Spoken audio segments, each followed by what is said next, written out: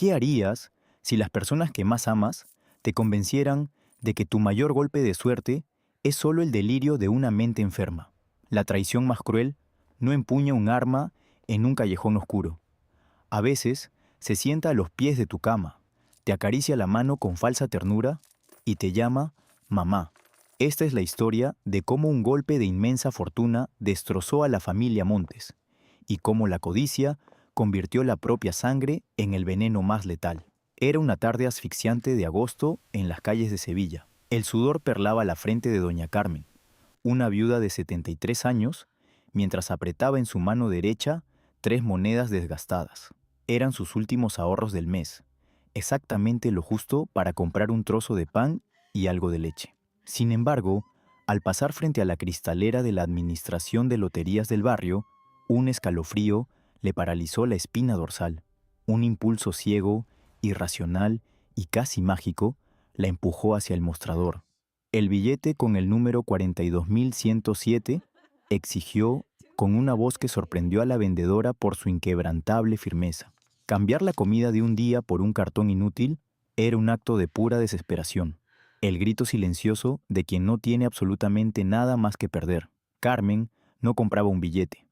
Compraba la última esperanza de rescatar a su hijo Roberto y a sus 2 nietos de la miseria de la que tanto se quejaban. Guardó el papel dorado contra su pecho, sintiendo el latido de su propio corazón. Lo que la anciana ignoraba es que ese pequeño pedazo de papel no iba a salvar a su familia. Iba a despertar al verdadero demonio que ya respiraba bajo su mismo techo. Esa misma noche, el calor asfixiante de Sevilla apenas daba tregua y el aire pesaba como plomo. En la penumbra de su minúscula sala, iluminada únicamente por el parpadeo de un televisor anticuado, Carmen se sentó al borde de su sillón deshilachado. El reloj de pared marcó las 10 en punto con un eco sordo. Empezaba el sorteo extraordinario. Con las manos temblorosas, llenas de las manchas propias de 73 años de sacrificios, alisó el billete sobre sus rodillas. El presentador, con una sonrisa ensayada y vestido de gala, comenzó a anunciar la combinación que desataría el infierno. El premio mayor, dotado con 15 millones de euros, es para el número. Resonó la voz metálica desde la pantalla. Carmen contuvo la respiración y cerró los ojos, rezando en un susurro desesperado a todos los santos de su devoción. 42.107. El silencio que sepultó la habitación fue ensordecedor. La anciana abrió los ojos de golpe, sintiendo que el mundo entero se detenía. Miró su billete, miró la pantalla, volvió a mirar el cartón dorado que descansaba entre sus dedos. Una y otra vez, dígito por dígito. No era un error, no era un cruel espejismo provocado por el hambre o la fatiga. Eran exactamente sus números. Una ola de adrenalina pura y salvaje le recorrió las venas, borrando de un plumazo los dolores crónicos de sus articulaciones. Las lágrimas brotaron sin control, mientras una carcajada histérica, casi infantil, escapaba de sus labios resecos.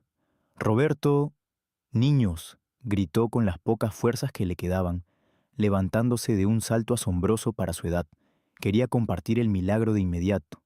Quería abrazar a su sangre y jurarles que la miseria había muerto para siempre. Corrió hacia el pasillo oscuro que llevaba a las habitaciones, aferrada a su billete millonario, completamente ajena al hecho de que cada paso eufórico la acercaba al borde de un abismo que su propio hijo estaba a punto de cavar. La euforia inicial se apagó lentamente, dejando paso al agotamiento de un cuerpo de 73 años que había soportado demasiadas emociones en menos de 24 horas. Tras sus gritos de victoria, Roberto y los 2 adolescentes habían corrido a abrazarla con una intensidad que a Carmen le pareció sincera, brindando con agua del grifo como si fuera el champán más caro de Francia. Sin embargo, detrás de las sonrisas forzadas y los ojos brillantes de sus familiares, ya germinaba una semilla putrefacta. Cuando el viejo reloj del pasillo dio las 3 de la madrugada, un silencio sepulcral devoró el pequeño apartamento de Sevilla. Carmen dormía profundamente por primera vez en 3 décadas, aferrando el cartón dorado contra su pecho bajo las sábanas raídas, soñando con un futuro deslumbrante para su sangre. Fue entonces cuando la puerta de su habitación crujió. emitiendo apenas un susurro imperceptible. Una sombra alta, familiar, pero desprovista de cualquier rasgo de humanidad en ese instante, se deslizó por el suelo de madera podrida. La respiración del intruso era calculada, fría como el acero de un cuchillo. Se acercó al borde de la cama, observando desde la altura el rostro plácido de la mujer que le había dado la vida. Con una destreza quirúrgica y absolutamente despiadada, los dedos de la sombra se deslizaron sigilosamente bajo el cobertor. No hubo forcejeo, ni un solo gemido. La avaricia había ejecutado su primer golpe maestro en la total oscuridad, robando no solo un trozo de papel, sino el alma misma de la familia Montes. Los primeros rayos de sol del cálido mes de agosto perforaron las persianas rotas, golpeando el rostro arrugado de la viuda. Carmen abrió los ojos con una sonrisa radiante, con el eco de los 15 millones latiendo fresco en su memoria. Hoy era el gran día. Iba a caminar con la frente en alto hasta el Banco Central, cobrar su merecido premio y enterrar la pobreza de su linaje para siempre. Sus manos, de forma instintiva, buscaron el tesoro sobre su pecho. Nada. Solo tocó la tela áspera de su camisón desgastado. Frunció el ceño, pensando que el billete se habría deslizado durante sus sueños agitados por la felicidad. Palpó las sábanas, removió las almohadas y sacudió las mantas hasta tirarlas al suelo. Un escalofrío helado, 1000 veces peor que el calor inclemente de aquella mañana andaluza, comenzó a treparle por las piernas. No, no, por la Virgen Santa, no puede ser, murmuraba con la voz completamente quebrada. Se tiró al piso de baldosas frías, ignorando el dolor agudo en sus rodillas artríticas, y buscó debajo de la cama, detrás de la mesita de noche, entre sus pantuflas viejas. Rebuscó frenéticamente en cajones que no había abierto en 5 años. Cada segundo que pasaba, sin encontrar el billete número 42.107, el aire de la habitación se volvía más denso, asfixiándola lentamente. El terror puro se apoderó de sus sentidos. Su corazón martilleaba contra sus costillas, mientras la realidad la golpeaba con la brutalidad de un verdugo. Su único pasaporte a la salvación había desaparecido sin dejar el menor rastro. Justo en ese instante de pánico absoluto, escuchó los pasos lentos y pesados de su hijo Roberto acercándose por el pasillo. La puerta de madera se abrió con un chirrido perezoso, revelando la figura robusta de Roberto, quien llevaba una taza de café humeante en la mano izquierda. Su rostro exhibía una máscara de preocupación tan perfectamente ensayada que habría engañado a cualquier tribunal de Sevilla. «¿Qué haces en el suelo, mamá?», preguntó con una voz suave, casi condescendiente, mientras los gemelos, Hugo y Laura, asomaban sus cabezas curiosas por el oscuro pasillo. Carmen, con el rostro surcado por lágrimas de pura angustia, se aferró desesperadamente a los pantalones de su hijo. «El billete, Roberto, el billete de los 15 millones ha desaparecido. Alguien entró anoche y me lo robó mientras dormía», sollozó, temblando de pies a cabeza. Roberto suspiró profundamente, intercambiando una mirada veloz y cargada de un oscuro significado con sus 2 hijos adolescentes. Se agachó lentamente, tomó a la anciana por los hombros frágiles y la obligó a mirarlo fijamente a los ojos. «Mamá, por el amor de Dios, tranquilízate. ¿De qué premio estás hablando?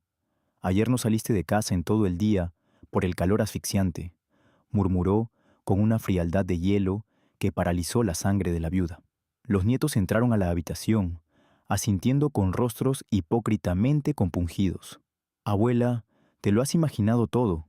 Anoche cenamos sopa y te fuiste a dormir a las 9 en punto», añadió Laura, acariciando el cabello desordenado de Carmen con falsa ternura. La anciana retrocedió, sintiendo que el suelo de baldosas desaparecía bajo sus pies.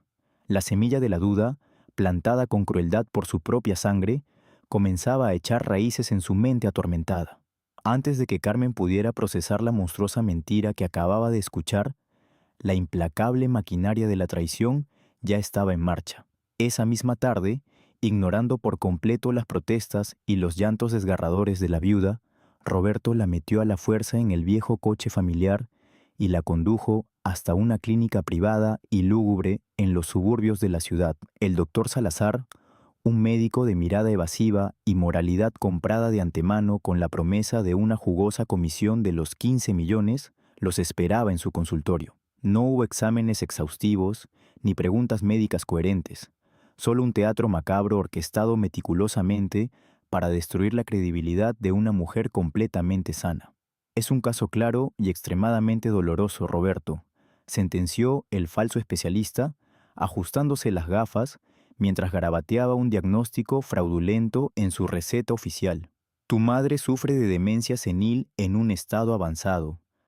Las alucinaciones de grandeza, como imaginar que ha ganado una inmensa fortuna en la lotería, son síntomas del libro de texto en pacientes de 73 años.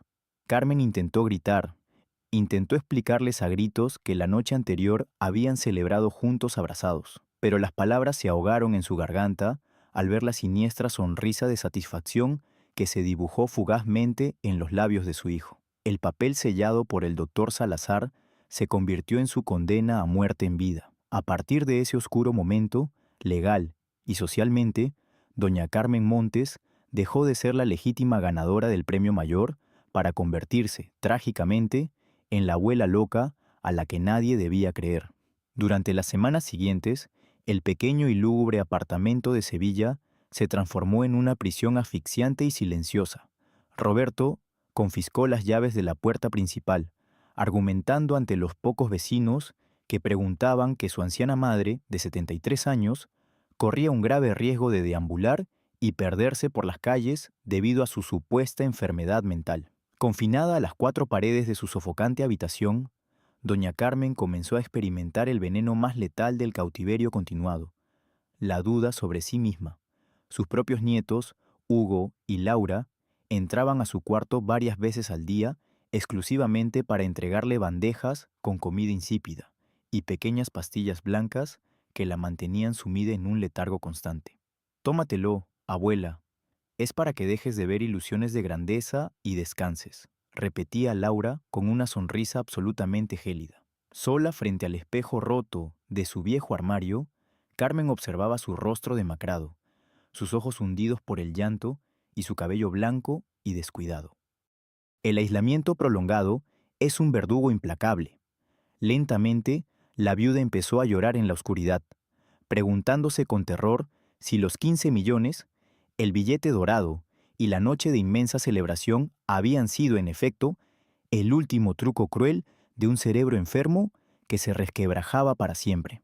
Apenas transcurrieron 30 días exactos desde aquella fatídica noche de agosto, cuando la elaborada farsa de la pobreza dio un giro tan arrogante y brusco que resultó imposible de ocultar. Una tarde calurosa de martes, Roberto irrumpió en el modesto apartamento vistiendo un traje a medida impecable, cuyos hilos costaban más que el alquiler de todo un año en aquel barrio obrero. Reunió a sus 2 hijos en el estrecho salón, ignorando de manera deliberada la presencia fantasmal de su madre, quien observaba la escena apoyada débilmente en el marco de la puerta. Con una euforia desmedida y los ojos inyectados de codicia, el hijo traidor sacó de su bolsillo un manojo de llaves pesadas y relucientes, anunciando a los 4 vientos que acababa de adquirir una mansión espectacular en la zona más exclusiva y vigilada de toda la ciudad.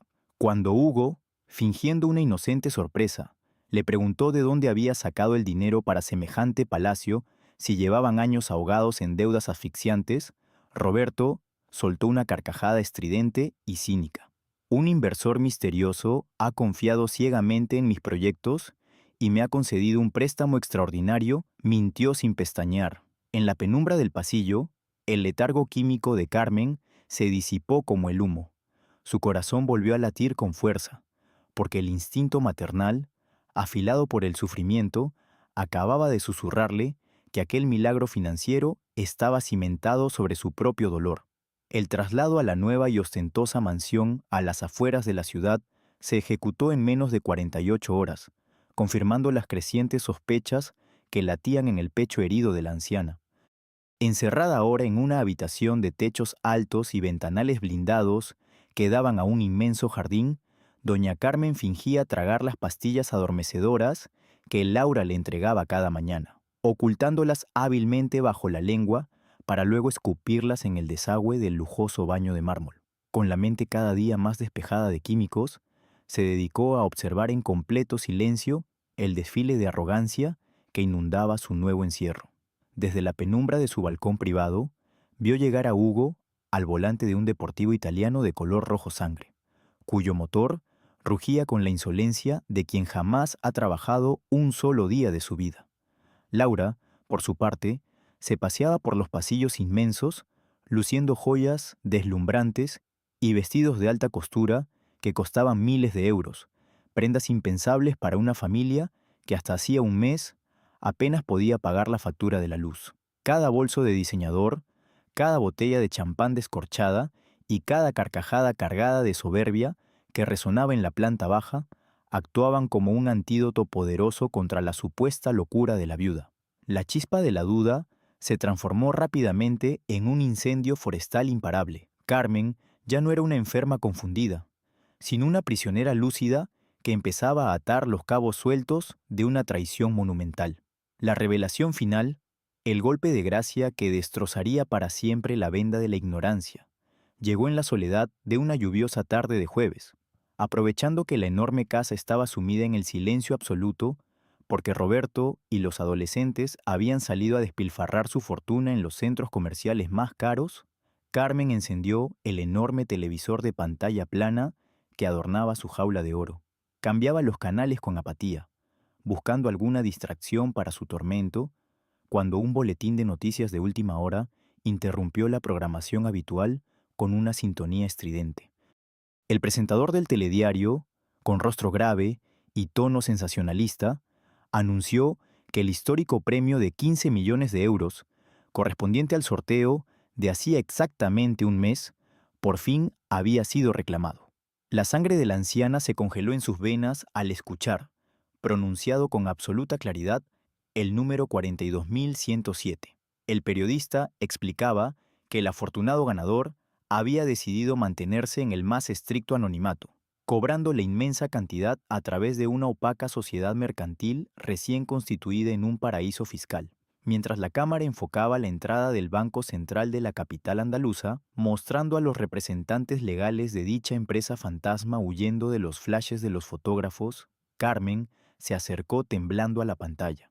Sus ojos, antes nublados por el dolor de la incertidumbre, se abrieron de par en par, devorando cada imagen con una mezcla letal de horror y absoluto asombro ante la verdad que estallaba frente a ella. Las imágenes temblaban en la enorme pantalla de alta definición mientras un enjambre de reporteros acorralaba a un hombre elegante que vestía un traje gris ceniza, flanqueado por dos inmensos guardaespaldas. Carmen apoyó las palmas de sus manos arrugadas contra el cristal frío del televisor, con la respiración entrecortada y el pulso latiendo en sus sienes como un tambor de guerra. Cuando el individuo del traje levantó el rostro durante apenas un segundo para apartar un micrófono con un gesto de suprema arrogancia, el mundo entero de la viuda se derrumbó por completo. No era un inversor anónimo, ni un banquero extranjero.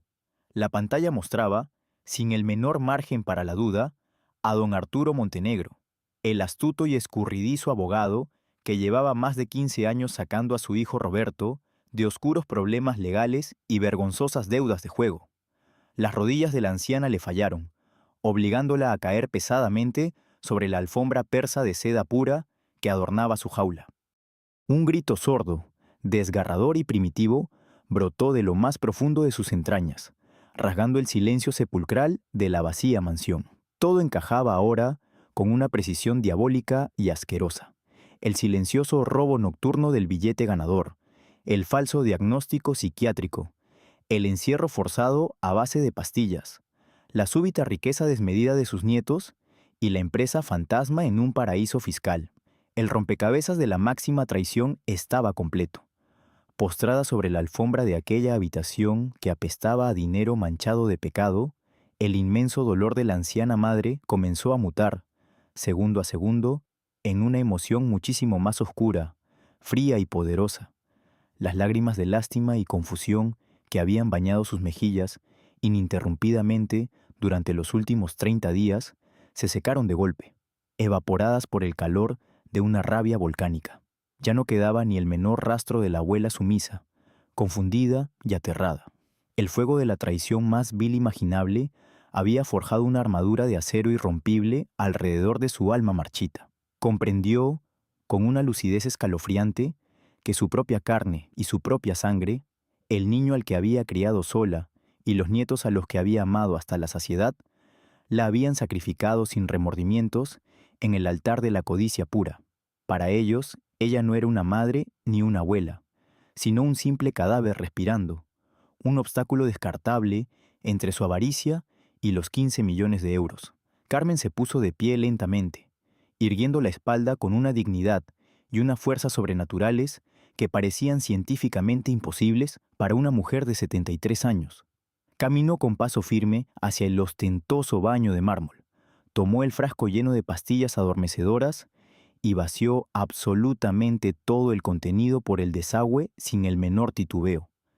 Si Roberto y sus monstruosos hijos la habían empujado al mismísimo infierno para robarle el futuro, ella regresaría de entre las llamas para calcinar su imperio de mentiras hasta los cimientos. La gran oportunidad para abandonar aquella jaula dorada se presentó apenas 2 semanas después de la revelación televisiva, durante la noche del sábado más caluroso de septiembre. Roberto, embriagado por su falsa sensación de poder y rodeado de nuevos aduladores, organizó una fiesta faraónica que congregó a más de 300 personas de la falsa alta sociedad andaluza. La música atronadora hacía vibrar los cristales blindados de la mansión, mientras el champán corría como un río interminable por los inmensos jardines iluminados. Aprovechando el caos etílico y la absoluta negligencia de sus carceleros, doña Carmen ejecutó su plan de fuga con una frialdad milimétrica.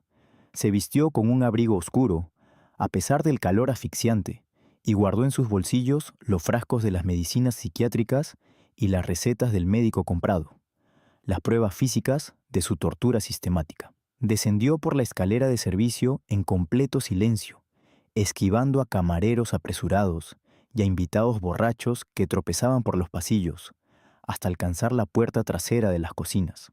Cuando sus pies pisaron el asfalto frío de la calle exterior y la enorme verja de hierro forjado se cerró a sus espaldas, la viuda de 73 años respiró el aire puro de la libertad por primera vez en demasiados meses.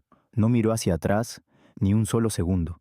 La fragilidad había muerto para siempre, y en su lugar caminaba una sombra vengativa, decidida a cruzar la ciudad a pie en medio de la madrugada para cazar a los monstruos que ella misma había engendrado. Con los primeros y tímidos rayos del alba acariciando las calles de la ciudad, Carmen llegó exhausta, pero con el espíritu inquebrantable hasta las imponentes puertas de cristal del bufete jurídico más prestigioso e intimidante de toda la región. Allí reinaba don Diego Vargas, un letrado temido en absolutamente cada juzgado y apodado en las altas esferas como el tiburón de los tribunales, famoso por destrozar a sus rivales sin sentir la más mínima piedad. Ignorando olímpicamente las protestas escandalizadas de la elegante recepcionista, que intentaba frenar el paso de una anciana de aspecto desaliñado y mirada feroz, Carmen irrumpió como un huracán en el majestuoso despacho de caoba y cuero negro. Diego Vargas, un hombre de mirada glacial y traje impecable, levantó la vista de sus pesados expedientes con una mezcla de irritación y profunda sorpresa. Antes de que el implacable abogado pudiera articular una sola orden de seguridad para expulsarla a la calle, la viuda golpeó el enorme escritorio de madera con ambos puños, clavando sus ojos oscuros directamente en el alma del depredador legal. No hubo lágrimas de debilidad en su rostro, ni las súplicas temblorosas que uno esperaría de una mujer de su avanzada edad. Solo latía la firmeza absoluta de quien ha sobrevivido a la traición familiar más asquerosa del mundo. Mi propia sangre me ha robado 15 millones de euros y mi libertad, sentenció la anciana con una voz que helaba la sangre, arrojando sobre la mesa las pruebas de su falso encierro psiquiátrico. El silencio en el inmenso despacho de caoba era tan denso que podía cortarse con un cuchillo de carnicero. Diego Vargas, el hombre acostumbrado a lidiar con corporaciones despiadadas y políticos corruptos, observó fascinado a la mujer de 73 años que acababa de desafiar a todo su equipo de seguridad. Carmen no apartó la mirada ni un solo milímetro, respirando con la cadencia pesada de un guerrero al borde de la batalla. No tengo un solo céntimo en mis bolsillos ahora mismo, confesó con una frialdad asombrosa, apoyando sus manos nudosas sobre el escritorio pulido. Pero soy la dueña legítima de 15 millones de euros que mi propio hijo, Roberto Montes, me robó la noche del sorteo extraordinario de agosto. El abogado enarcó una ceja, intrigado no por la espectacular historia de la lotería, sino por la ferocidad volcánica que ardía en los oscuros ojos de aquella viuda traicionada. Señalando con desprecio los falsos informes psiquiátricos esparcidos sobre la mesa de cristal, Carmen lanzó su letal propuesta sin que le temblara la voz. Le ofrezco exactamente la mitad de mi inmensa fortuna, 7,5 millones de euros absolutamente limpios para usted, si se encarga de despedazar legalmente a cada uno de los monstruos que me enterraron en vida. Una sonrisa depredadora, lenta y cargada de un peligro inminente, comenzó a dibujarse en los finos labios del temido letrado al oler la sangre de sus futuras presas. Trato hecho, doña Carmen, murmuró el tiburón de los tribunales, estrechando la mano frágil pero inquebrantable de la anciana, sellando en ese instante un pacto oscuro de justicia implacable. Esa misma mañana, mientras Roberto y sus arrogantes herederos dormían la resaca en su mansión robada, ignorando por completo que la jaula de su prisionera estaba vacía, la maquinaria trituradora del bufete de Vargas se puso en marcha a la velocidad del rayo. El abogado movilizó a un ejército clandestino compuesto por 5 investigadores privados de élite y 3 auditores forenses de su máxima confianza, desplegando una red de espionaje financiero que no dejaría ni una sola piedra sin remover. Durante 72 horas ininterrumpidas de trabajo asfixiante, bucearon a través de complejos laberintos bancarios internacionales, rompiendo los candados digitales de empresas fantasmas radicadas en lejanos paraísos fiscales. La verdad emergió a la superficie revelando una podredumbre asquerosa. Los sabuesos de Vargas rastrearon cada céntimo de los 15 millones de euros, conectando el cobro anónimo inicial con las cuentas corrientes de una sociedad pantalla que Roberto y su escurridizo cómplice, el abogado Arturo Montenegro, controlaban en secreto desde las sombras. Las pruebas documentales eran tan contundentes, tan abrumadoramente irrefutables, que Diego Vargas sintió la embriagadora emoción de quien ya tiene la guillotina perfectamente afilada y lista para decapitar el imperio de mentiras de la familia Montes. El implacable Diego Vargas sabía perfectamente que los documentos financieros, por muy contundentes que fueran, no eran suficientes para aplastar por completo a los verdaderos demonios. Necesitaba una confesión asquerosa y directa de la propia sangre de doña Carmen. Para ejecutar su trampa maestra, el temido abogado envió a uno de sus mejores investigadores privados, un hombre joven y carismático, vestido con un traje de seda de 5,000 euros, a la discoteca más exclusiva y restrictiva de toda la capital andaluza. Allí, entre luces estroboscópicas, segadoras y botellas de champán francés que costaban 3,000 euros cada una, los gemelos Hugo y Laura celebraban su falsa grandeza rodeados de parásitos aduladores.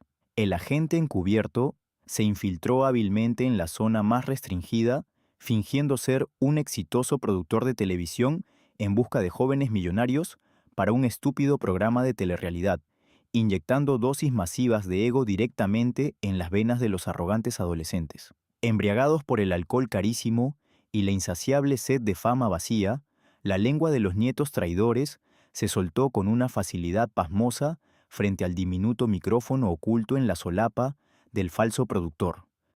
Entre carcajadas estridentes y brutales burlas que revolverían el estómago de cualquier ser humano con un mínimo de decencia, Laura y Hugo confesaron entre copas exactamente cómo habían dopado a la vieja estúpida de 73 años con fuertes pastillas psiquiátricas, mientras su padre falsificaba sin piedad el diagnóstico de demencia para robarle los 15 millones del premio mayor sin dejar un solo rastro. Con la nauseabunda grabación de audio resonando con absoluta nitidez en los imponentes altavoces de su despacho de caoba, el tiburón de los tribunales Sonrió con la gélida y oscura satisfacción de un depredador que acaba de acorralar definitivamente a su presa. La evidencia acústica era absolutamente demoledora.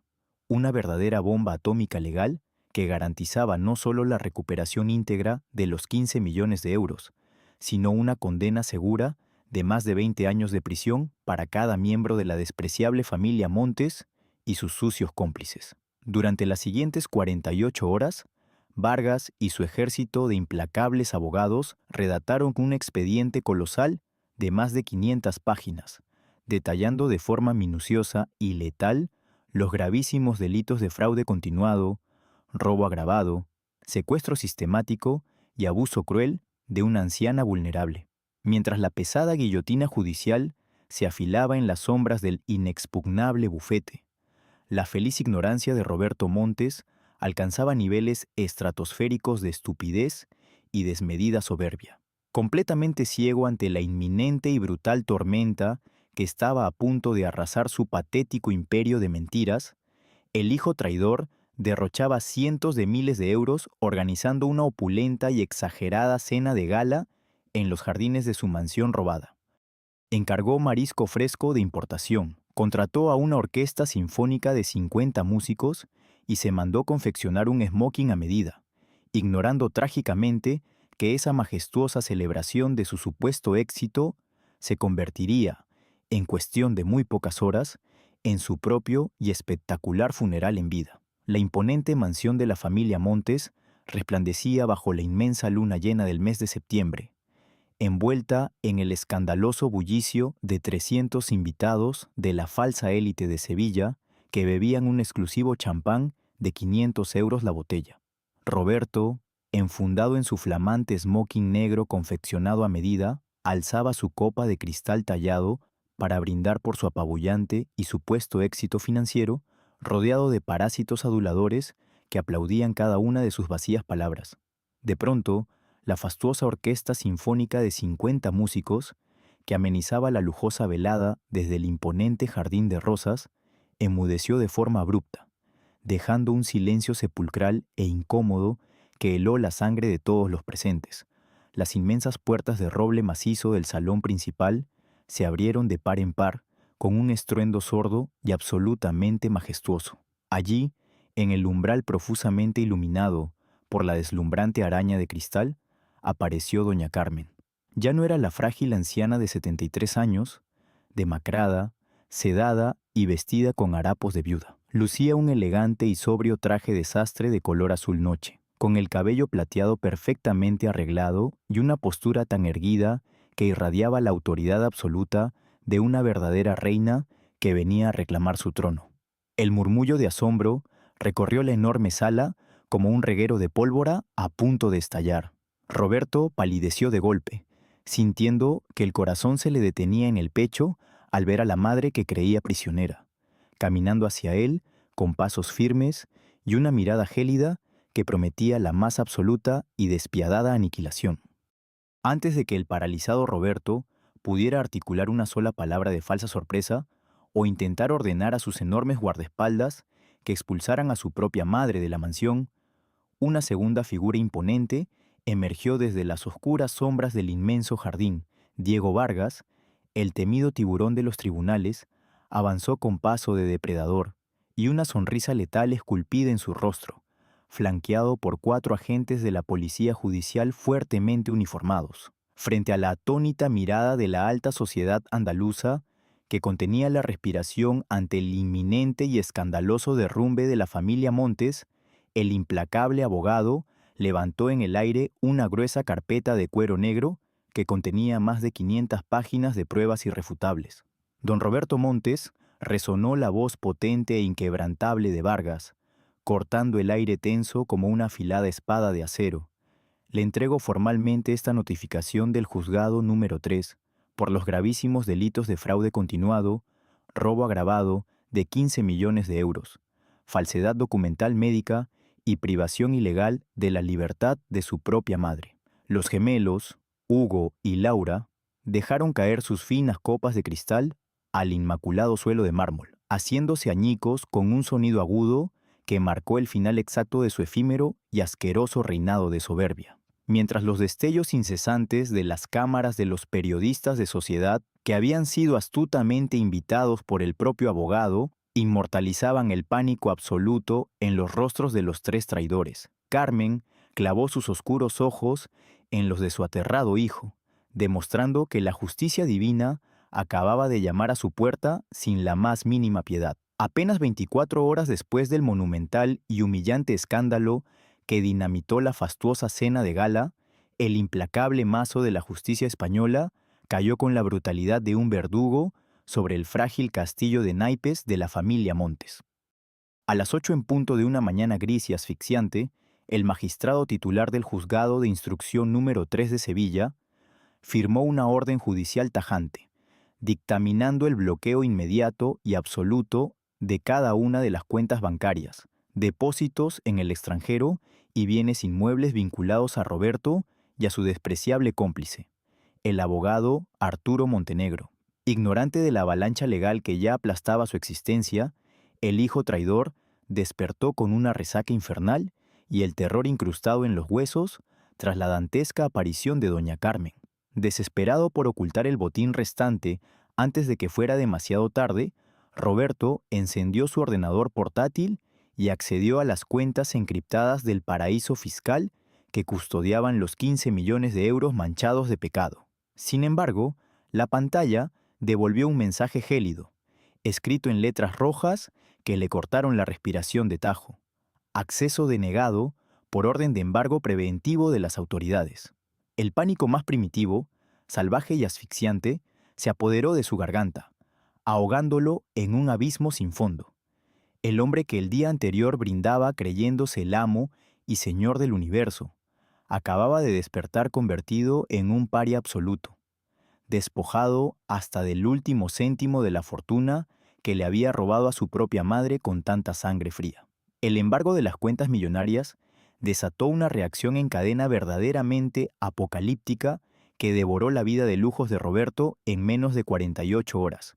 Sin el millonario respaldo del dinero robado, el inmenso cheque de fianza que había entregado para asegurar la compra de la ostentosa mansión rebotó estrepitosamente en las oficinas de la inmobiliaria, desatando la furia inmediata de los verdaderos propietarios. Esa misma tarde de jueves, mientras Hugo y Laura lloraban a gritos en la puerta principal al ver cómo dos grúas gigantescas del servicio de incautaciones se llevaban sin piedad sus relucientes coches deportivos valorados en cientos de miles de euros, una agresiva flota de furgonetas irrumpió en los majestuosos jardines. Eran los cobradores de morosos y los furiosos proveedores de la escandalosa fiesta, exigiendo a gritos el pago inmediato de las botellas de champán carísimo, el marisco de importación y los abultados honorarios de los 50 músicos de la orquesta sinfónica. Acorralado como una rata miserable en el imponente salón de mármol que ya no le pertenecía, Roberto observaba a través de los enormes ventanales blindados cómo su falso paraíso terrenal era saqueado legalmente y desmantelado pieza por pieza frente a sus propios ojos. Las desesperadas llamadas telefónicas a su escurridizo abogado caían sistemáticamente en el buzón de voz, confirmando que las ratas siempre son las primeras en abandonar un barco que se hunde irremediablemente en la miseria. Ahogado por unas deudas astronómicas que superaban los 3 millones de euros en absurdos caprichos impagables, el hijo, que vendió el alma de su madre, se encontró repentinamente frente a las implacables puertas del mismísimo infierno financiero. Despojados de su arrogancia y arrojados a la cruda y asfixiante realidad de la calle, los tres traidores no tuvieron más remedio que arrastrarse hacia la única persona que podía salvarlos de la prisión y la indigencia absoluta. Una mañana lluviosa de octubre, Roberto, flanqueado por unos demacrados Hugo y Laura, se presentó de rodillas en el lujoso vestíbulo del inexpugnable bufete de Diego Vargas. Sus ropas de diseñador, antes impecables, lucían sucias y arrugadas tras dormir 2 noches enteras en un hostal de mala muerte, financiado con las últimas monedas que lograron rascar de sus bolsillos vacíos. Cuando doña Carmen, majestuosa y erguida en su elegante traje gris carbón, emergió del despacho de caoba junto al temido abogado, Los lamentos teatrales de su familia inundaron la enorme sala de recepción. «Mamá, por el amor de Dios, perdóname. Fui un estúpido cegado por la ambición, pero sigo siendo tu único hijo amado», sollozaba Roberto, aferrándose desesperadamente a los tobillos de la anciana mientras los nietos clamaban piedad con lágrimas de auténtico terror en los ojos. Doña Carmen detuvo su paso, bajó la mirada hacia los tres extraños que lloraban patéticamente a sus pies y sintió que el último eslabón de la cadena invisible que la ataba a ellos se rompía para siempre. No había ira en su rostro, ni un solo ápice de la fragilidad de antaño. Solo latía una indiferencia gélida y absoluta. «Tú enterraste a tu madre viva por 15 millones de euros», sentenció con una voz firme y totalmente carente de compasión, liberándose del agarre asqueroso de su hijo antes de darle la espalda de forma definitiva y caminar hacia la salida de cristal sin mirar atrás ni una sola vez. La pesada maquinaria judicial, implacable y meticulosamente engrasada por el tiburón de los tribunales, trituró hasta el último hueso de la familia Montes sin mostrar la más mínima clemencia en ninguna de las audiencias. Apenas 3 meses después del monumental escándalo en la mansión embargada, el juez dictó una sentencia histórica y totalmente devastadora. Roberto fue condenado a 12 largos años de prisión incondicional por los gravísimos delitos de fraude, robo agravado y secuestro, compartiendo la misma suerte sombría en la cárcel estatal con el falso psiquiatra y el escurridizo abogado Arturo Montenegro, quienes cayeron en la redada letal de Vargas al intentar huir del país en la madrugada. Los arrogantes gemelos, Hugo y Laura, al ser mayores de edad y cómplices activos de la tortura psicológica continuada, recibieron severas penas de trabajos comunitarios y humillantes embargos que los atarían a la miseria laboral durante las próximas 2 décadas. En la más estricta privacidad de su inmenso despacho, don Diego Vargas sirvió 2 generosas copas del mejor coñac francés para celebrar la victoria total y el aplastamiento de sus enemigos. Fiel al inquebrantable pacto de sangre, el brillante letrado cobró exactamente 7,5 millones de euros por sus magistrales servicios, una tarifa colosal que se ganó con cada gota de sudor invertida en destrozar a los verdugos. El resto de la inmensa fortuna regresó, completamente limpia y segura, a las manos arrugadas, pero inquebrantables, de su legítima y única dueña. Con sus 15 millones de euros finalmente recuperados y sus monstruosos torturadores cumpliendo sus justas condenas tras los fríos barrotes de la cárcel, doña Carmen Montes decidió que era el momento exacto y perfecto para cerrar el círculo de dolor. Una radiante mañana de primavera, brillante y llena de una paz inquebrantable, la viuda ordenó a su chofer privado que detuviera el lujoso automóvil negro al final de la modesta y polvorienta calle de su antiguo barrio obrero en Sevilla. Desde el cómodo asiento trasero de cuero fino, observó en un profundo y reflexivo silencio la pequeña administración de loterías, el mismo lugar donde, hacía menos de un año, había gastado sus últimas 3 monedas en un acto de pura desesperación que desató el mismísimo infierno sobre la tierra. Miró el pequeño balcón de su antiguo y asfixiante apartamento, recordando vívidamente las largas noches de encierro forzado, las pastillas amargas escondidas bajo la lengua y la monstruosa traición de la sangre de su propia sangre. Sin embargo, ya no quedaba espacio para el rencor en su corazón de 73 años. El fuego implacable de la venganza había purificado su alma por completo, dejándola libre y en una absoluta paz espiritual. Carmen esbozó una sonrisa serena y llena de sabiduría, bajó ligeramente la ventanilla tintada para sentir la brisa cálida en su rostro arrugado y susurró al viento una verdad innegable y poderosa que resonaría por el resto de la eternidad. La codicia nos ciega el alma sin piedad, pero la verdad siempre nos devuelve la vista a todos. El elegante coche arrancó lentamente, alejándose hacia un horizonte lleno de luz y promesas, dejando atrás para siempre las sombras de un pasado que jamás volvería a lastimarla.